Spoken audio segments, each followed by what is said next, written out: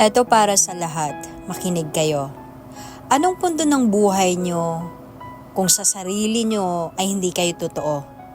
Kumbaga, meron kayong gustong gawin, pero takot kayo. Ayaw nyong mag-take risk, 'di ba? Anong punto ng buhay nyo kung yung buhay mo is kunopya mo lang sa iba? Kumbaga parang sunod-sunuran ka lang. Kung anong meron siya, malamang gusto mo rin yung gawin. 'Di ba? Dapat meron kang sariling desisyon sa buhay. Dapat marunong kang humarap kung ano yung gusto mo talagang gawin sa buhay mo.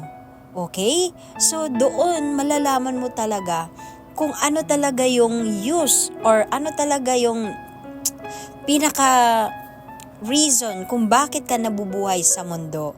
Okay, hindi yung parang sunod-sunuran ka lang sa ibang tao. Dapat meron ka ring sariling desisyon sa buhay mo, okay? Dahil tandaan nyo, useless yung buhay nyo kung kayo mismo hindi nagpapakatotoo sa sarili nyo. Tandaan nyo yan.